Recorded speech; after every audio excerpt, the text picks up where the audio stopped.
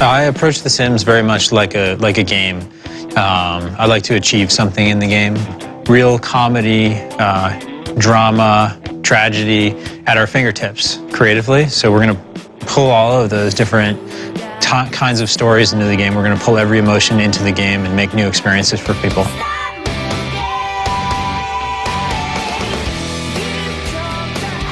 So we have really 4 different kinds of players, and we have people who like to tell stories in the game, we have people who like to build in the game, we have people who like to make bad things happen to people in the game, we call them deviants, and then we have people who really are excited about achieving something in the game, and that's me. I love to go into the game and try to, make my sim have the best possible life, try to maximize everything.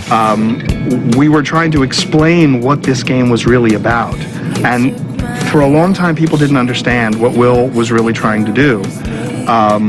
Will's original idea was that it was a game about architecture. Right. And he loved the idea of Maslow's hierarchy of needs, which is a description of how the more basic needs of a human being will have to be satisfied before the next needs could be satisfied. So at the very bottom you have, food and energy, and then above that you would have, clothing and shelter. Then shelter, and then eventually up there you would get things like fun and love. And it was really the influence of 3 very important women on our team who basically said, this game needs to be a game about people.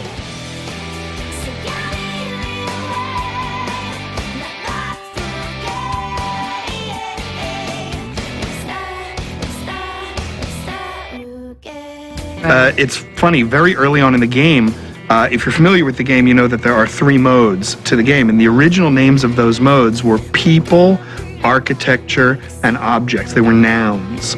And it was after these producers that I described sort of helped us make the ship that we decided that we were going to go to verbs, and it became live, buy, and build. Well, and I also think, I always like to say that I think it's really our players that have made The Sims what it is, because it's really very robust tools that the players take, and what they do with it is what makes it so exciting. And you can create a story that you imagine from nothing. And another way that Sims players will play the game is they just make Sims and then they do the strangest imaginative things with them, like they're mean to them, they will put them in horrible situations to see how it acts, or funny situations. So they'll go up and slap somebody in the street and see what happens. So you can play it multiple ways, and players like to tell those different stories. They make memorable moments will happen that I could actually talk to somebody who has never played a video game before about, and they'll understand what I mean. I think in any other game, you can't really share a story from it with somebody who hasn't experienced the game. But in The Sims, you can say, hey, guess what happened to my Sims at work today?